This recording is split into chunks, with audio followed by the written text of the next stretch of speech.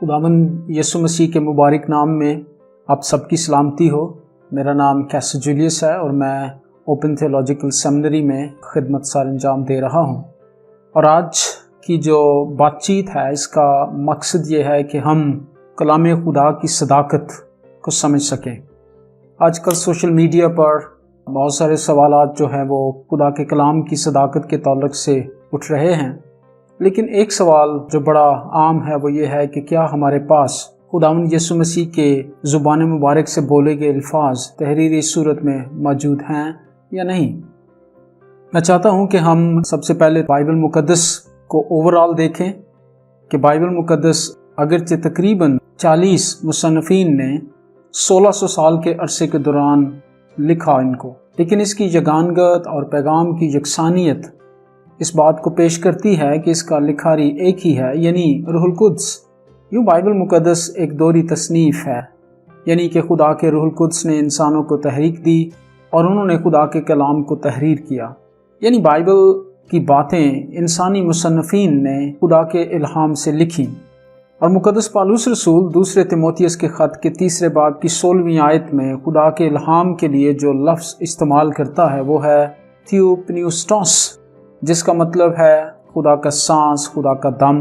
जिस तरह से सांस के बगैर मुंह से अल्फाज अदा नहीं किए जा सकते, इसी तरह से खुदा के रूह की तहरीक के बगैर खुदा के भेद को लिखा नहीं जा सकता। और इसीलिए पौलुस रसूल अपना दूसरा ख़त तीमुथियुस को लिखते हुए 3 बाब की 16वीं आयत में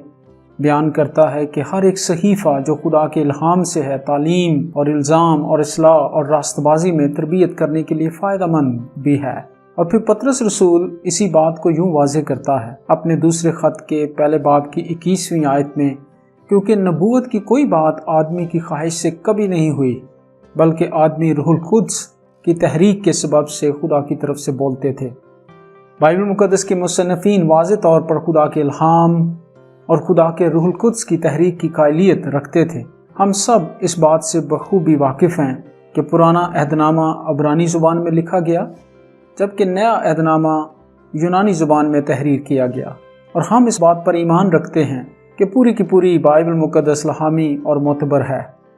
अगरचे बाइबल मुक़द्दस की सेहत के ताल्लुक़ से सवालात कोई नए नहीं हैं, लेकिन आजकल सोशल मीडिया पर फिर से कुछ सवालात बाइबल मुक़द्दस के मतन के ताल्लुक़ से शिद्दत के साथ गर्दिश कर रहे हैं। जिनमें से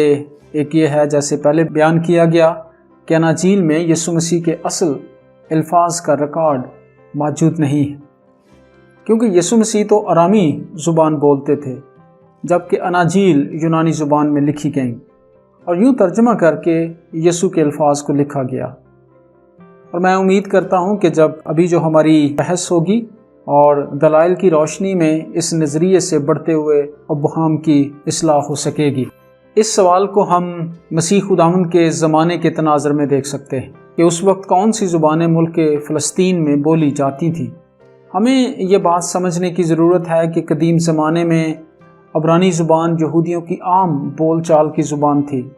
और जब पुराना अहदनामा उनकी ज़ुबान में दिया गया तो ये उनकी मजहबी ज़ुबान बन गई।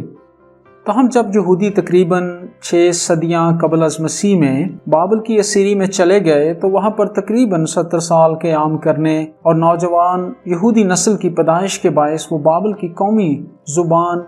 अरामी बोलने लग गए। नतीजे के तौर पर यहूदी असीर जब 539 कबल अज़ मसीह में फरमान खोरस के बाद अपने मुल्क यहूदा में वापस आए तो वो नई ज़ुबान यानी अरामी ज़ुबान अपने साथ लेकर आए, जो उनकी आम बोलचाल की ज़ुबान बन चुकी थी। इसका इशारा हमें नहमिया 8वां बाब और उसकी 7वीं और 8वीं आयत से मिलता है कि लोगों के सामने जब शरीयत की तलावत अबरानी ज़ुबान में की गई तो काहिनों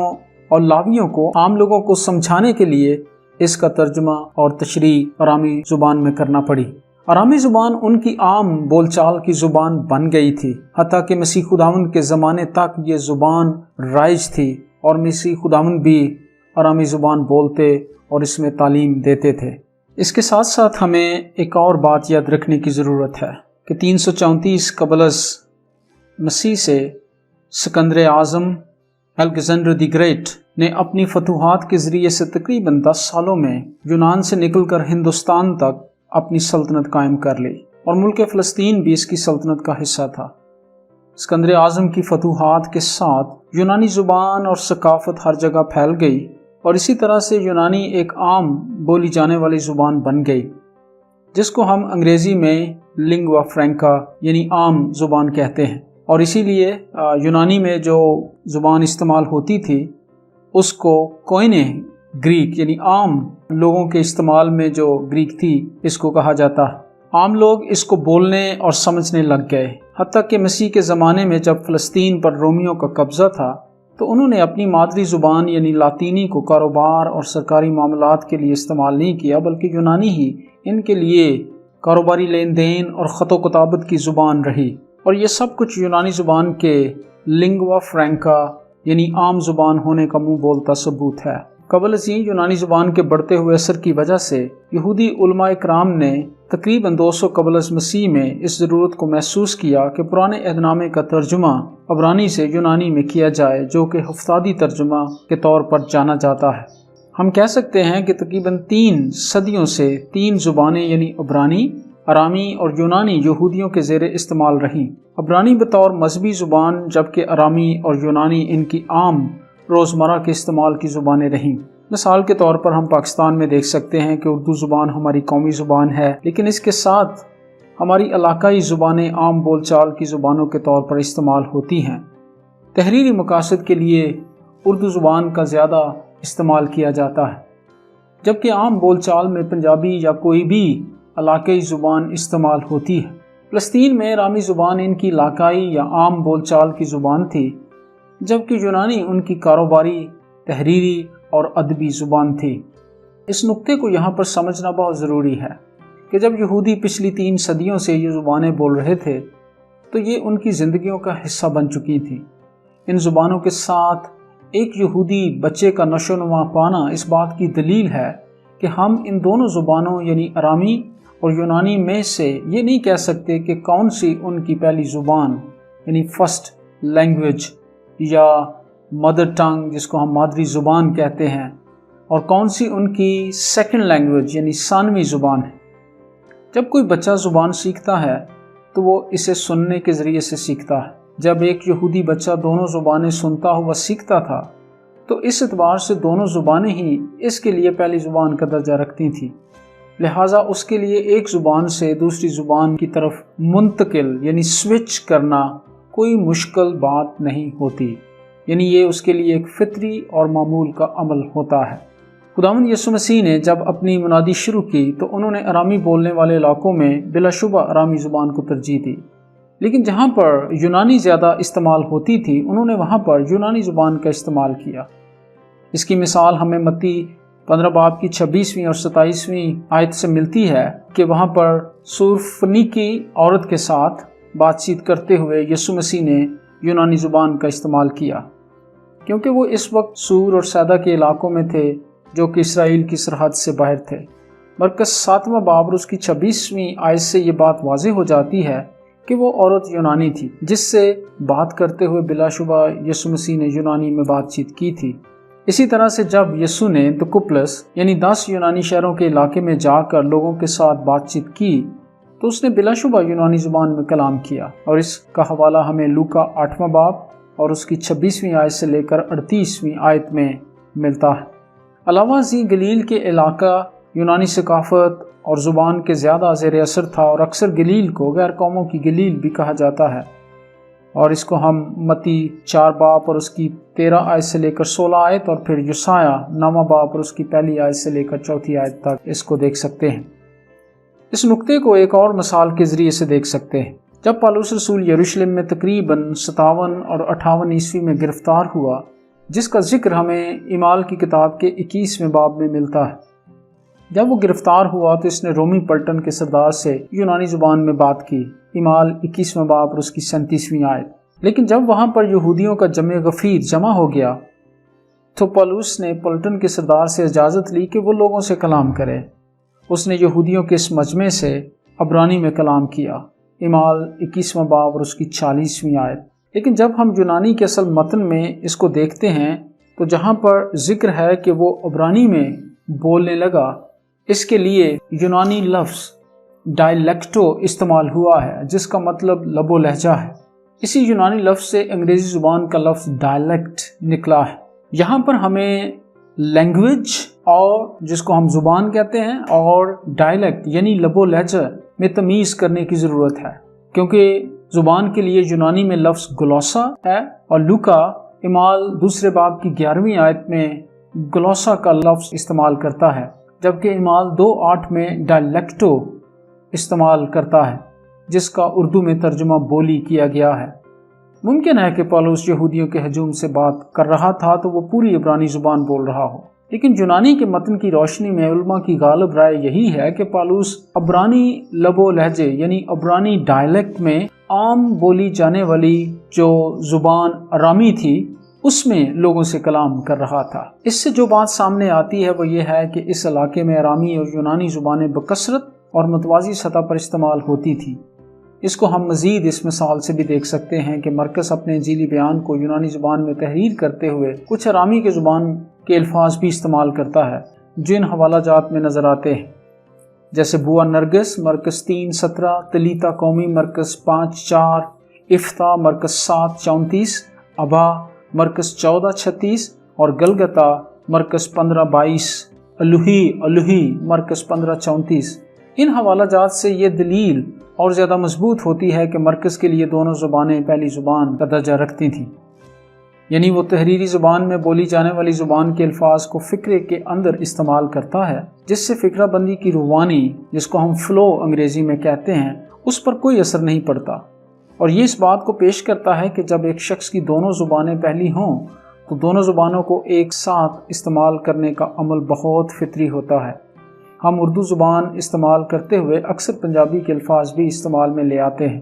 اور ایک زبان سے دوسری زبان میں منتقلی کا یہ عمل فطری ہوتا ہے۔ ایک اور نقطے کی طرف دیکھیں تو وہ یہ ہے کہ یسوع مسیح کے شاگرد جو ماہی گیر تھے ان کو اپنے کاروبار کے لیے بلا شبہ یونانی زبان کا استعمال کرنا مقصود تھا۔ اس کی مثال گویا یوں ہے کہ جس طرح سے ہمارے پنجابی مسیحی بلوچستان، سندھ یا خیبر پختونخوا کے علاقوں میں 30 یا 40 سال پہلے ہجرت کر کے چلے گئے تو وہاں پر پیدا ہونے والے ان کے بچے بلوچی، سندھی یا پشتو زبانوں کے ساتھ ہی پلتے بڑھتے ہیں، اور ان کی مادری زبان ایک کی بجائے 3 بن جاتی ہیں، یعنی پنجابی، اردو اور وہاں کی علاقائی زبان۔ یہ ایک فطری عمل ہے اور اس میں امتیاز کرنا بہت مشکل ہے کہ ان کی کون سی زبان فرسٹ لینگویج ہے، یعنی کون سی جو ہے وہ مادری زبان ہے اور کون سی ثانوی۔ زبانوں کے اس تناظر کو بیان کرنے کا مقصد اس دلیل کو پیش کرنا ہے کہ نئے عہد نامے میں اناجیل کے مصنفین بالخصوص متی، مرکز اور یوحنا کا تعلق فلسطین کے ملک سے تھا۔ ان سب کے لیے یہ فطری عمل تھا کہ وہ ان دونوں زبانوں یعنی ارامی اور یونانی کے ساتھ پلے بڑے تھے، اور ہم کہہ سکتے ہیں کہ دونوں ہی زبانیں گویا ان کے لیے پہلی زبان کا درجہ رکھتی تھیں۔ جس ماحول میں وہ پلے بڑے تھے اس میں ارامی ایک بولی جانے والی زبان زیادہ تھی اور یونانی لکھنے میں عام تھی۔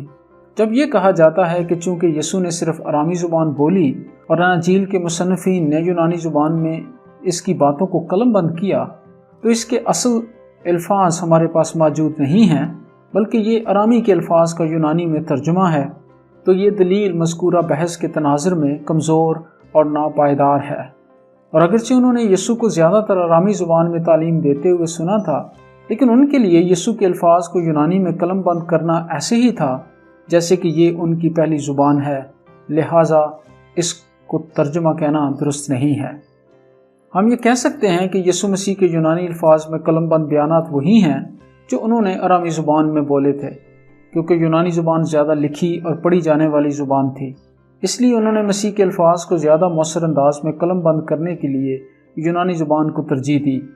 چونکہ دونوں زبانیں ہی ان کی معمول کی زبانیں تھیں، تو اگر وہ ایک زبان میں سن رہے تھے اور دوسری زبان میں لکھ رہے تھے تو پہلی زبان کے بولنے والے کی کسی بات یا اظہار کو بغیر کسی سہارے کے فطری طور پر دوسری زبان میں منتقل کیا جا سکتا تھا، یعنی انہیں الفاظ، گرامر اور ہجوں کے بارے میں سوچنا نہیں پڑتا تھا، کیونکہ دونوں ہی زبانیں ان کے لیے پہلی زبان کا درجہ رکھتی تھیں۔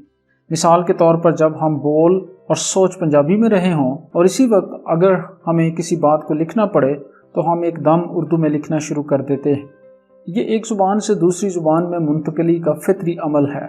کیونکہ اس کے لیے ہمیں الفاظ، گرامر اور ہجوں کے بارے میں سوچنا نہیں پڑتا۔ جس کی بنیادی وجہ یہ ہے کہ یہ دونوں ہی ہمارے لیے پہلی زبان کا درجہ رکھتی ہیں۔ مثال کے طور پر اگر کوئی شخص یہ بولتا ہے کہ مینو تپ چڑھی ہوئی ہے، تو اہل زبان اس کو سیاق و سباق اور لب و لہجے کے مطابق سمجھ سکتے ہیں کہ اس کا کیا مطلب ہے۔ لیکن دوسری زبان بولنے والا شخص اگرچہ زبان سیکھ بھی لے تو وہ صرف یہی سمجھے گا کہ مجھے بخار ہے، لیکن اس کا سیاق و سباق میں درست مطلب یہ ہے کہ مجھے غصہ آیا ہوا ہے یا میں طیش میں ہوں۔ یونانی زبان اپنے آپ میں ایک وسیع زبان ہے جو حجم اور ذخیرہ الفاظ کے اعتبار سے کافی وسیع ہے، لہٰذا اس میں دوسری زبان کے معنی اور پیغام کو پیش کرنا کافی حد تک آسان تھا۔ اس کی مثال یہ ہے کہ انگریزی زبان میں محبت کے لیے ایک ہی لفظ ہے، جبکہ ہماری اردو زبان میں اس کے لیے 2 الفاظ ہیں، یعنی محبت اور پیار۔ لیکن یونانی میں 4 الفاظ ہیں، یعنی فیلیو، ایروس، سٹورگے، اگاپے، جن سے محبت کے مختلف پہلوؤں کی وسعت کو بیان کیا جا سکتا۔ کچھ زبانیں اپنے حجم کے اعتبار سے اتنی وسیع نہیں ہوتی، لہٰذا ان میں پیغام کی ترسیل مشکل ہوتی ہے، لیکن یونانی زبان اس حدود و قیود سے بالاتر ہے۔ اس لیے خداوند کے الفاظ کو بہت زیادہ واضح انداز میں پیش کرنے کے لیے یونانی زبان ایک اہل زبان تھی۔ اس زبان کی عالمگیریت کی وجہ سے انجیل کا پیغام پہلی صدی میں ہی اس وقت کے 3 معلومہ براعظموں یعنی ایشیا، یورپ اور افریقہ تک پھیل گیا۔ کلیسیائی تاریخ کے تناظر میں دیکھیں تو پہلی صدی میں ارامی خاں، بالخصوص یروشلم کی کلیسیا جس کو ہم مدر چرچ بھی کہتے ہیں، اور اس کے ساتھ دوسری جو ارامی بولنے والی کلیسیائیں تھیں، انہوں نے اناجیل کے یونانی متن پر کوئی سوال نہیں اٹھایا کہ یہ ہمارے پاس ارامی زبان میں کیوں نہیں آئی ہیں، بلکہ انہوں نے اس متن کو اصل متن کے طور پر لیتے ہوئے اناجیل کی صداقت کو اپنے لیے قبول کیا اور اس سے رشد و ہدایت حاصل کی۔ آبائی کلیسیا یعنی کلیسیائی بزرگوں کے دور 100 عیسوی سے چاروں اناجیل کو الہامی اور معتبر سمجھا جاتا رہا ہے، بلکہ 19ویں صدی میں متن پر تنقید کرنے والے علماء کی آمد سے قبل تک کبھی بھی اناجیل کی صداقت پر کسی نے سوال نہیں اٹھایا تھا۔ اس بات کو ہم پاکستان کے تناظر میں اچھے طریقے سے سمجھ سکتے ہیں جہاں پر مختلف زبانیں بولی جاتی ہیں، جس سے شاید وہ علاقے بے بہرا ہیں جہاں پر صرف ایک ہی زبان بولی جاتی ہے۔ ایسے علاقوں کو دوسری زبان سمجھنے کے لیے بہت زیادہ محنت کرنے کی ضرورت ہوتی ہے۔ اس اعتبار سے ہم کہہ سکتے ہیں کہ ان لوگوں کو نئے ادنامے کا یونانی متن گویا ترجمہ لگتا ہے، کیونکہ وہ سمجھتے ہیں کہ پہلی زبان ارامی تھی اور یونانی ان کی ثانوی زبان تھی، یعنی دوسری لینگویج تھی،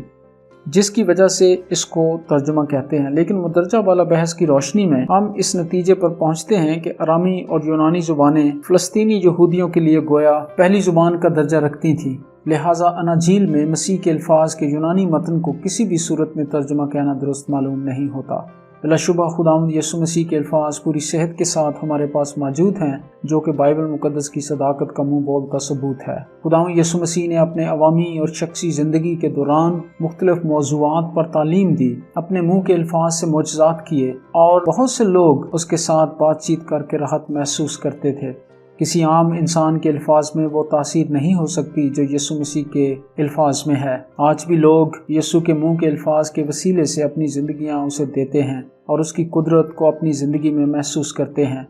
اور اسے اپنا شخصی نجات دہندہ تسلیم کرتے ہوئے اس کی تابع فرمانی میں اپنی زندگی اس کے جلال کو ظاہر کرنے کے لیے گزارتے ہیں۔ میری دعا ہے کہ خداوند اس بات چیت کے وسیلے سے آپ کو خدا کے کلام کو سمجھنے کا فضل بخشے۔ آمین۔